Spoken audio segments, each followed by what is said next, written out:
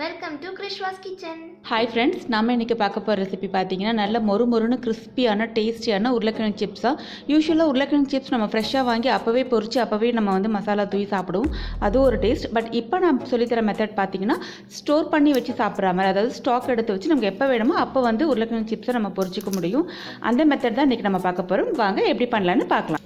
உருளைக்கிழங்கு வற்றல் செய்யறதுக்கு நான் ஃபஸ்ட் வந்து நல்லா செலக்ட் பண்ணி எடுத்திருக்கேன். உருளைக்கிழங்கு நல்லா திக்காக ஃப்ரெஷ்ஷாக இருக்கிற மாதிரி நல்ல டைட் போர்ஷனில் இருக்கும் இல்லையா, அந்த மாதிரி இருக்கக்கூடிய உருளைக்கிழங்கை நீங்கள் வந்து செலக்ட் பண்ணி எடுத்துக்கோங்க.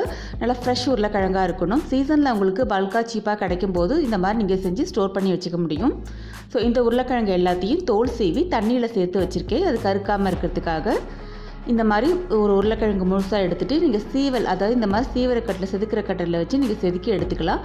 அப்படி இல்லைன்னா கத்தியால் நீங்கள் தின் ஸ்லைசஸாக போட்டு எடுத்துக்கலாம்.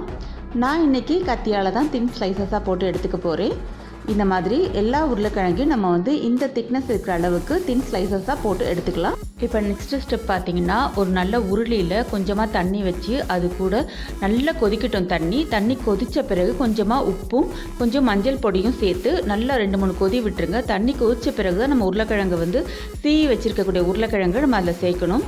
அதே மாதிரி உருளைக்கிழங்கு சேர்த்ததுக்கப்புறமா ரொம்ப நேரம்லாம் அதில் பாயில் பண்ணக்கூடாது. ஜஸ்ட்டு 2 மினிட்ஸ் போதுங்க. அதாவது 1 மினிட் தாண்டின உடனே அடுப்பை ஆஃப் பண்ணிவிடுங்க. அடுப்பை ஆஃப் பண்ணிவிட்டு நீங்கள் எடுத்திங்கன்னா கரெக்டாக இருக்கும். அதுக்கு மேலே விட்டிங்கன்னா கண்டிப்பாக உருளைக்கிழங்கு குழைய ஆரம்பிச்சிடும். ஜஸ்ட் அந்த சுடு தண்ணியில் போட்டு அந்த உப்பை உள்வாங்கிக்கிறதுக்காக தான் நம்ம உள்ளே போட்டு எடுக்கிறோம், மற்றபடி எதுவும் இல்லை. ஸோ ஜஸ்ட் 2 மினிட்ஸ் மட்டும் போட்டு இந்த மாதிரி எல்லாத்தையும் நல்லா எடுத்துருங்க. இந்த மாதிரி நீங்கள் கட் பண்ணி வச்சுருக்கக்கூடிய இந்த தின் ஸ்லைசஸ் எல்லாத்தையும் இந்த வெந்நீரில் போட்டு ஒரு நிமிஷம் கரெக்டாக டைம் விட்டு நீங்கள் அதை வந்து எடுத்து தனியாக எடுத்து வச்சுருங்க. அந்த தண்ணியை நல்லா ஒட்ட வடிகட்டி எடுத்து வச்சுருங்க. இப்போ நெக்ஸ்ட் ஸ்டெப்பை பார்க்கலாம். இந்த மாதிரி வடிகட்டி வச்ச இந்த உருளைக்கிழங்கு பீசஸை ஈச் அண்ட் எவ்ரி பீசஸை வந்து ஒரு பெரிய தாம்பாளத்தில் ஒன்று ஒட்டாமல் தனித்தனியாக காய வச்சு எடுத்துக்க போகிறோம். இதை நீங்கள் ஒரு காட்டன் கிளாத்தில் கூட ஒன்றா வச்சு காய வச்சு எடுத்துக்கலாம். நீங்கள் நல்ல வெயில் அடிச்சுன்னா ஜஸ்ட் ஒரு நாள் போதுங்க, எல்லா உருளைக்கிழங்குமே சூப்பராக காஞ்சிரும். நான் ஒரே ஒரு நாள் தான் காய வச்சேன். எல்லாமே நல்லா கிறிஸ்பியாக காஞ்சிருச்சு. நல்ல வெயில் அடிச்சதுன்னா ஒரு நாள் போதுங்க, அப்படி இல்லைன்னா 2 நாள் தேவைப்படும். இந்த மாதிரி காஞ்சதுக்கப்புறம் உங்களுக்கு காட்டுறேன் பாருங்கள். இந்த அளவுக்கு காஞ்சி இருக்கணும். அதாவது கைகளால் எடுத்துன்னா அந்த கலகலன்னு அந்த சத்தம் வரணும். உடச்சி பார்க்கும்போது நல்லா ஈஸியாக உடையணும், நல்லா கிறிஸ்பியாக உடையணும். இந்த மாதிரி இருந்தால் தான் நம்ம வந்து ஸ்டோர் பண்ணி வைக்க ஈஸியாக இருக்கும். இந்த மாதிரி செஞ்ச உருளைக்கிழங்கு ஒரு ஏர்டைட் கண்டெய்னரில் நீங்கள் ஸ்டோர் பண்ணி வச்சுக்கலாம். நெக்ஸ்ட்டு எப்படி இதை ஃப்ரை பண்ணி எடுக்கலான்னு பார்க்கலாம் வாங்க. நல்ல சூடான ஆயிலில் இந்த வற்றல் போட்டு பொரித்து எடுத்துக்கலாம். நான் வெயிலில் காய வச்சுட்டு அன்றைக்கே பொரிக்கிறதுனால நல்லா ரெட்டிஷாக எனக்கு வந்திருக்கு. ஒரு நாள் விட்டு பொரிச்சிங்கன்னா நல்லா ஒயிட்டாகவே வரும் உங்களுக்கு. ஸோ எப்படி பொரியுது பாருங்கள், சூப்பரான வத்தலுங்க அது. அதாவது நம்ம உருளைக்கிழங்கு சிப்ஸ் சாப்பிட்டா எப்படி இருக்குமோ அதே டேஸ்ட்டில் தான் இருந்துச்சு. சூப்பராக சுட சுட மொறுன்னு அருமையான உருளைக்கிழங்கு சிப்ஸ் நமக்கு ரெடி ஆகிடுச்சு.